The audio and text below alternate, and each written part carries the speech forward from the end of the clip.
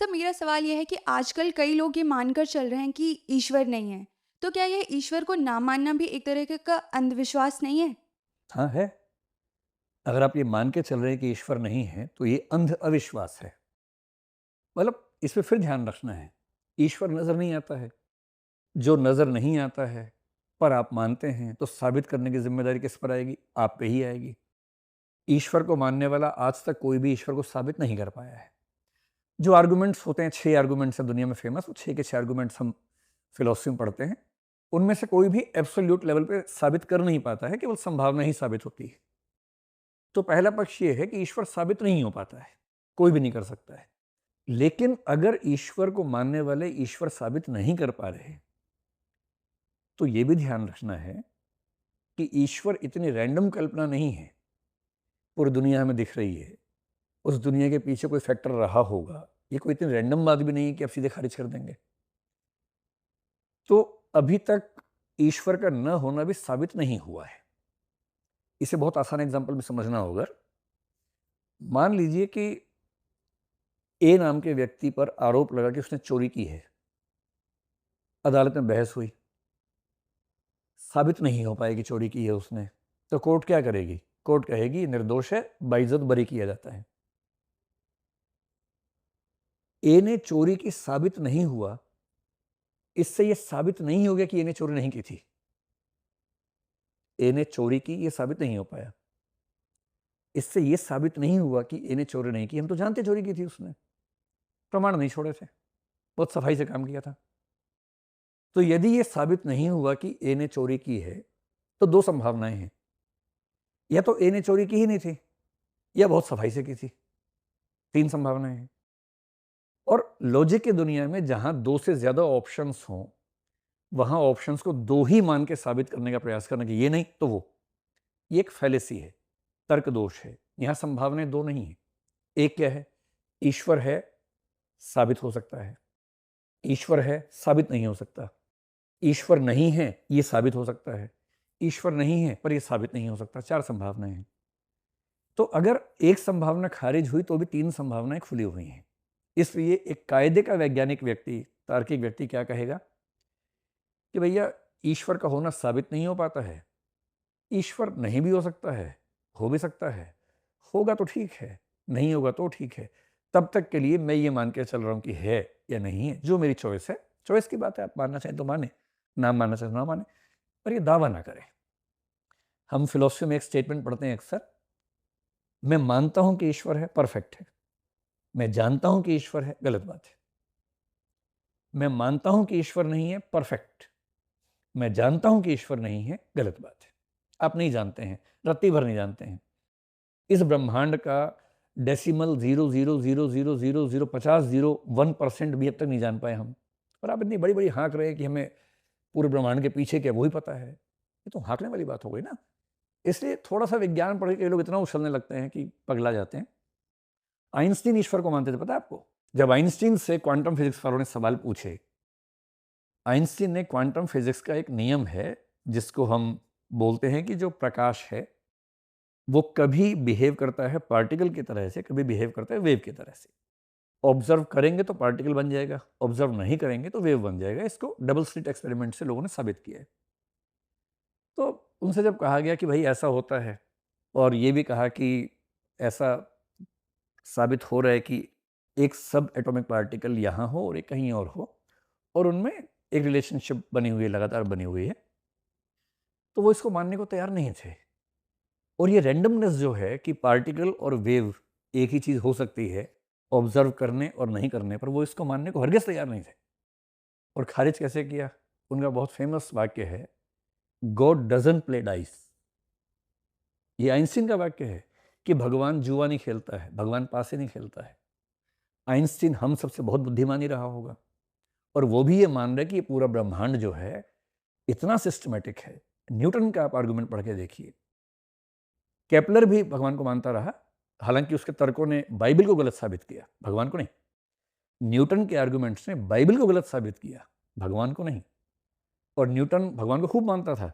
Newton science में इसलिए उतरा था कि मैं साबित कर दूं कि बाइबल में ठीक लिखा हुआ है। साबित उल्टा हो गया अलग बात है, पर उसकी नीयत ये थी।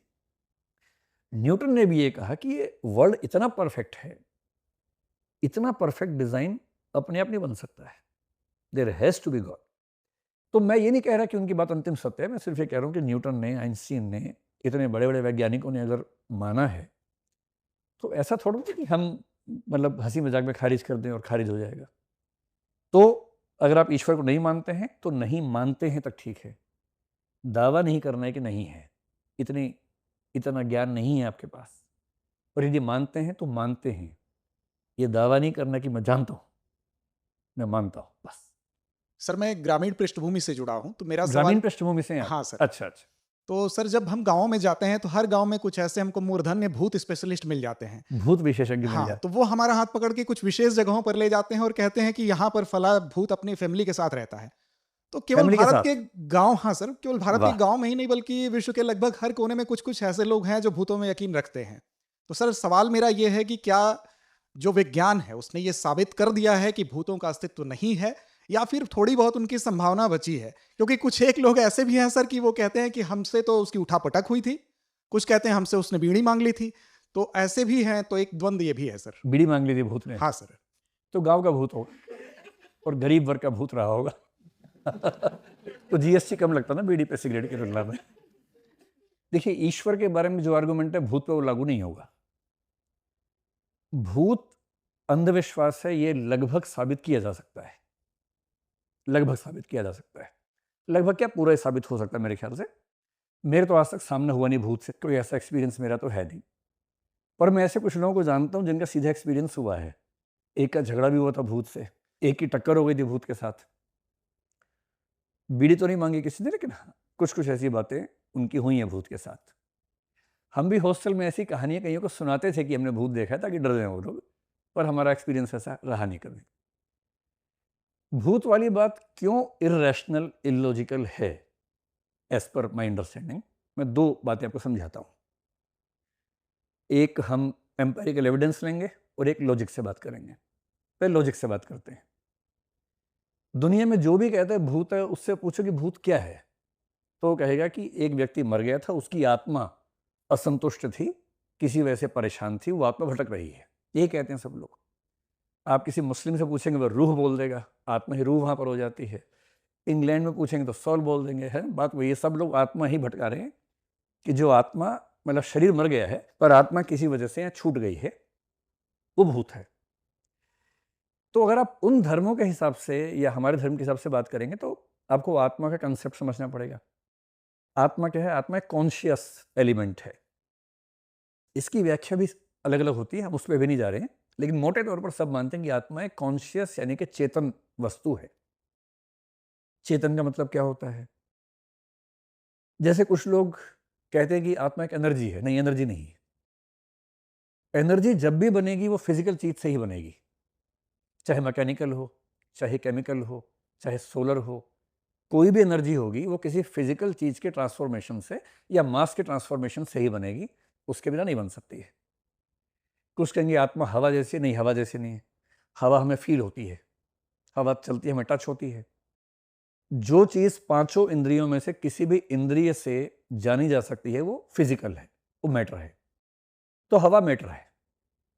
कुछ कहते हैं जैसे करंट है वैसे आत्मा, नहीं, वैसा नहीं है। करंट क्या है? इलेक्ट्रॉन्स का फ्लो है। इलेक्ट्रॉन भौतिक वस्तु है। आत्मा ना करंट है, आत्मा ना हवा है, आत्मा ना एनर्जी है। पहले इन झूठों से बाहर निकल जाइए। आत्मा कॉन्शियस है। कॉन्शियस का मतलब समझना हो आसान भाषा में तो विचार, भावना, फीलिंग, अनुभूति, मनःस्थिति, ये होता है। आप मुझे ये बताएं, आप जा रहे थे, करंट लग गया, ये तो हो सकता है। आप जा रहे थे, हवा लग गई, ये भी हो सकता है। कभी आपने सुना कि मैं जा रहा था, एक विचार आके लगा मुझे, या दो भावनाएं आके टकराई मेरे साथ? तो भावना नहीं टकराती है हमारे साथ, विचार नहीं टकराता कभी हमारे साथ, क्योंकि वो कॉन्शियस है। फिलॉसफी की सबसे बड़ी समस्या पता है क्या है? कि शरीर मटेरियल है, चेतना कॉन्शियस है, और दोनों कनेक्टेड हैं आपस में। ये वेस्टर्न फिलॉसफी में कम से कम 200-300 साल तक सबसे बड़ी प्रॉब्लम रही कि भौतिक शरीर और चेतना या आत्मा, इनमें कनेक्शन होता कैसे है। और वैज्ञानिक सोच सोच के मर गए, आज तक इसका फाइनल आंसर कोई नहीं दे पाया है। सिवाय इसके कि चेतना कोई अलग चीज़ है ही नहीं, वो ब्रेन का ही एक रिजल्ट है जो आजकल हम न्यूरोसाइंस से मानते हैं। इसलिए अगर कोई ये कहे कि मेरा भूत से टक्कर हो गई, ये हो सकता है कि उसको सच में ऐसा लग रहा हो, वो झूठ नहीं बोल रहा। या तो वो झूठ बोल रहा है या वो गलतफहमी का शिकार है। कुछ लोग झूठ बोलते हैं आपको प्रभावित करने के लिए। जो भूत विशेषज्ञ आप बता रहे हैं, वो झूठ बोलने वाले लोग हैं मेरे ख्याल से, क्योंकि उनकी रोजी रोटी इसी पे चल रही है। वो 4 भूती कहानियाँ सुनाएंगे, आप उनसे कहेंगे भूत से मुक्त करवा दो, फिर वो कुछ करेंगे, आपका प्रयास करेंगे, तो उसके बदले उनकी आमदनी हो जाएगी। वो एक अलग पक्ष है। इसका मतलब ये नहीं है कि जो कह रहे हैं कि मेरे ऊपर भूत सवार हो गया, वो झूठ बोल रहे हैं। ऐसा नहीं है। ऐसा क्यों होता है? एक कॉन्शियसनेस तो हमने समझ लिया। मनोविज्ञान में न्यूरोसाइंस की शुरुआत हम मोटे तौर पर मानते हैं कि 100 साल पहले हुई थी। देखो, खेल क्या है, फिजिकल स्टडीज तो बहुत पहले से होनी शुरू हो गई थी, 17वीं सेंचुरी के आसपास से पश्चिम में, और मेरे ख्याल से अभी 20वीं सदी में भारत में, और पहले जो सुश्रुत चरक का समय था तब की बात अलग है। ह्यूमन बॉडी को समझने का तरीका क्या सबसे अच्छा है? खोल के देखो उसके अंदर क्या क्या है। खोलेंगे तो मुर्दा आदमी को, सीधी सी बात है। तो मेडिकल साइंस में ये विचार हुआ कि जो लोग मर जाते हैं, हम उनको ओपन करके डाइसेक्ट करके समझ सके कि हमारी बॉडी कैसे काम करती है। तो यहां से मेडिकल साइंस की शुरुआत हुई। ये पश्चिम में 17वीं सेंचुरी के आसपास से, डेकार्ट के बाद से आमतौर पर मानते हैं कि शुरू हुआ। उनको धीरे धीरे समझ में आने लगा कि इतने सारे मतलब वायरिंग हमारे शरीर के अंदर है। ये हार्ट है, समझ में आया कि जो हार्ट है उसका काम ब्लड की सप्लाई करना है, ना कि इमोशन की सप्लाई करना है। क्योंकि दिल से इमोशंस की सप्लाई नहीं होती है, वो कविताओं में होती है, बॉडी में नहीं होती है। लीवर समझ में आया, लंग समझ में आए, किडनी समझ में आई उनको। धीरे धीरे ह्यूमन बॉडी समझ में आने शुरू हो गई। जो मन के अंदर चलता है, विचार, भावना, अनुभूति, ये सब कैसे होता है किसी को समझ में नहीं आ रहा, सब तुक्का लगा रहे हैं। 1850s के आसपास पहली बार दुनिया में, जर्मनी में, एक विश्वविद्यालय में साइकोलॉजी डिपार्टमेंट शुरू हुआ। उसके पहले साइकोलॉजी फिलॉसफी का हिस्सा था। फिलॉसफी का वो हिस्सा जो आत्मा के बारे में बात करता था, उसका नाम था साइकोलॉजी। 1850 के आसपास पहली बार साइकोलॉजी डिपार्टमेंट शुरू हुआ, जिसने कहा कि हम स्टडी करेंगे, साइंटिफिक स्टडी करेंगे। और साइंटिफिक स्टडी कहाँ करें? यही नहीं पता कि इमोशंस कहाँ से आ रहे हैं, दिल से आ रहे हैं, कहाँ से आ रहे हैं। कितनी सदियां बीत गई, लोग बाएं सीने पे हाथ रख के बोलते हैं कि तुम मेरे लिए, तुम ही हो, तुम मेरे लिए, जबकि वो आ यहाँ से रहा होता है। राइट ब्रेन से इमोशंस आ रहे हैं, उसी समय दिल धड़क रहा है जोर जोर से, क्योंकि ब्लड की सप्लाई बढ़ गई है, और आपको लग रहा है इमोशन यहाँ से आ रहा है, जबकि यहाँ से नहीं आ रहा इमोशन। 1920 के आसपास, मेरे ख्याल से 1924 में, पहली बार एक मशीन बनी जिसको बोलते हैं ईईजी, इलेक्ट्रोइंसेफेलोग्राफ। जो उससे होता है इलेक्ट्रोइंसेफेलोग्राफी बोलते हैं उसको। उसने क्या किया कि दिमाग के बहुत सारे, सिर के बहुत सारे हिस्सों पे इलेक्ट्रोड्स लगाए, और ये स्टडी हो गया कि जब दिमाग के अंदर कुछ भी होता है, कुछ भी इमोशन आए, थॉट आए, कुछ भी आए, तो हल्का सा करंट फ्लो होता है, बहुत हल्का सा। इतना नहीं कि हाथ लगाएंगे तो कोई मर जाएगा, हल्का सा करंट फ्लो होता है। जैसे ये समझ में आ गया, उनको लगा करंट को स्टडी कर लेते हैं। तो ईईजी से ये स्टडी करना शुरू किया कि जब कोई व्यक्ति गुस्से में है तो दिमाग के कौन से हिस्से में करंट ज़्यादा फ्लो हो रहा है, जब कोई मोहब्बत में है तब कहाँ फ्लो हो रहा है, जब कोई थॉटफुल है तब कहाँ फ्लो हो रहा है। ये सब करना शुरू कर दिया। आगे चल के एमआरआई, आपको पता है, मैग्नेटिक रेजोनेंस इमेजिंग बोलते हैं, उसमें एक और नेक्स्ट लेवल है फंक्शनल एमआरआई, वो आया, दिमाग को स्टडी करता है। वो क्या स्टडी करता है कि किस समय दिमाग के कौन से हिस्से में ऑक्सीजन और ब्लड की सप्लाई ज़्यादा है, क्योंकि जहाँ एक्टिव होगा वहाँ ब्लड की सप्लाई बढ़ेगी, ऑक्सीजन चाहिए वहाँ पर ज़्यादा, और बहुत एग्जैक्ट इमेज बनती है उससे। अब ईईजी प्लस फंक्शनल एमआरआई से ये स्टडी होना शुरू हुआ कि जब कोई कहता है कि मेरे ऊपर भूत चढ़ गया, तब उसके दिमाग में क्या चल रहा है। ये तो क्लियर हो गया कि सारी भावनाएं, सारी थॉट, सब कुछ दिमाग से ही आता है, दिल से नहीं आता है, ना हाथ पैर से आता है, सब कुछ यहाँ से आता है। ये भी समझ में आ गया कुछ मुर्दा लोगों का सिर फाड़ के कि दिमाग के 2 हिस्से होते हैं, लेफ्ट हेमिस्फीयर है, राइट हेमिस्फीयर है। उसको भी काट के देखा तो अंदर बहुत सारे हिस्से दिखे, ये भी क्लियर हो गया कि दिमाग के कई हिस्से हैं। अब सवाल था इनमें कनेक्शन कैसे होता है, ये जो कोशिकाएं दिमाग के, न्यूरॉन्स जिनको बोलते हैं, कैसे काम करते हैं, वो सब सवाल बचे हुए थे। और तब ये स्टडी हुआ। हालांकि 1908 में विलियम जेम्स एक किताब लिख के गया था जिसका नाम था वेराइटीज ऑफ रिलीजियस एक्सपीरियंसेस। उसमें बताया था कि कुछ ऑल्टरनेटिव स्टेट्स ऑफ कॉन्शियसनेस ऐसी होती हैं जो सामान्य से अलग हैं। जिनमें एक मिस्टिकल है, स्पिरिचुअल एक वो फीलिंग है, उसको भी बोलते हैं। हिप्नोसिस आपने नाम सुना होगा, वो एक ऑल्टरनेटिव स्टेट ऑफ कॉन्शियसनेस है, ASC एक बड़ा वर्ग मानते हैं। इसी में एक स्टेट ऑफ माइंड क्या होती है, जब हमें लगता है कि हमारी बॉडी पर किसी और का कंट्रोल हो गया है। पहले इसके लिए नाम था मल्टीपल पर्सनैलिटी डिसऑर्डर बोलते थे कुछ लोग इसको हिस्टीरिया कहते थे। अब ये दोनों शब्द नहीं चलते हैं आजकल, इसको डिसोसिएटिव डिसऑर्डर कहते हैं। अगर किसी को ये लगने लगे कि मेरे ऊपर कोई दूसरी आत्मा हावी हो गई है, इसका बेसिक मतलब है कि उसको एक मानसिक समस्या है जिसका नाम है डिसोसिएटिव डिसऑर्डर। उसको सच में ऐसा लग रहा है कि कोई दूसरी आत्मा हावी हो गई है, पर हुआ सिर्फ इतना है कि उसके दिमाग में एक हिस्सा है, वो हिस्सा थोड़ा सा पैसिव है, जो हिस्सा उसको ये बताता है कि तुम ये हो और बाकी लोग ये हैं, उनका अंतर डिम हो गया है। एक लोब है, पेरिएटल लोब कहते हैं उसको, वो थोड़ा सा पैसिव हो गया है। तो जब कोई कहे कि मेरे ऊपर भूत प्रेत आ गया है, वो झूठ नहीं बोल रहा, जनरली उसको ऐसा ही फील हो रहा है। पर आज न्यूरोसाइंस इस लेवल पे आ चुकी है कि वो समझा सकती है कि भूत नहीं आया है, तुम्हें एक मनोरोग है और ऐसा महसूस हो रहा है। ऐसे एक ट्रांस की अवस्था, आपने नाम सुना होगा, गाना भी बहुत फेमस चलता है ट्रांस नाम से, है ना। जब आप कीर्तन में बैठेंगे, भजन चल रहे हैं जोर जोर से, मंत्रोच्चार चल रहा है, अब फ्लो में चले जाते हैं, फ्लो स्टेट बोलते हैं। जैसे ही आप वहां जाएंगे, आप एक खास किस्म का सुकून महसूस करेंगे, वो भी एक ASC है। ट्रांस का मतलब है कि अब क्रिटिकल थिंकिंग आप नहीं कर रहे, इस समय आप फ्लो में हैं, जॉय में हैं, और इस समय यदि कोई आपको कोई सजेशन देगा, आप तुरंत मान लेंगे उस बात को, और वो भी सबकॉन्शियस लेवल पे मान लेंगे। इसी को लोग हिप्नोसिस कहते हैं।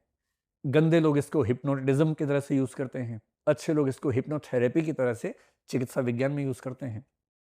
तो पूरी बात का सार ये है कि भूत प्रेत, जादू टोना, ये सब चीजें एक्सटर्नली एग्जिस्ट नहीं करती हैं। कोई भूत बाहर घूम नहीं रहा है, ठीक, जो चढ़ जाएगा आपके ऊपर, पर आपको लग सकता है। और इसको समझने का सिंपल एग्जांपल है, भूत प्रेत महानगरों में नहीं के बराबर दिखते हैं, शहरों में कम दिखते हैं, गांवों में ज्यादा होते हैं। भूत प्रेत उसी को चढ़ेगा जिसको बचपन से भरोसा है कि भूत प्रेत होता है। जिसको भूत प्रेत का भरोसा बिल्कुल नहीं है, उस पर नहीं चढ़ेगा, जब तक आप बार बार उसको परेशान करने के लिए भूत की कहानी न सुनाए। तो क्योंकि मुझे पहले से विश्वास है और कुछ हुआ और मैंने तुरंत इमेजिन कर लिया कि भूत ही मेरे ऊपर आ गया है, ये एक तरीका है। एक प्लेसिबो शब्द है, आगे डिस्कशन में कभी जरूरत पड़ेगी तो मैं आपको समझाऊंगा। तो जो लोग उसका इलाज कर रहे हैं, इलाज की बात बाद में करेंगे, मोटी मोटी बात यह है कि भूत प्रेत का ऑथेंटिक एग्जिस्टेंस आज तक साबित नहीं हुआ है, और मेरे ख्याल से कभी होगा भी नहीं, क्योंकि मनोविज्ञान, न्यूरोसाइंस लगभग साबित कर चुका है कि जब जब किसी को भूत प्रेत होता है, उसके दिमाग के कुछ हिस्से पैसिव हो जाते हैं, कुछ हिस्से एक्टिव हो जाते हैं, इतना ही मामला है। और जैसे वो ठीक होता है, व्यक्ति ठीक हो जाता है। ये बात साबित हो रही है। आप में से किसी को भूत प्रेत हुआ कभी? आप शहर में रहते हैं ना, कभी कुछ होगा तो मतलब साइकेट्रिस्ट के पास जाना, झाड़ फूक मत करवाना अपनी, है ना। साइकेट्रिस्ट आपका स्टडी करेगा न्यूरोसाइंस से, दवाई देगा, आप ठीक हो जाएंगे, इतना ही मामला होता है।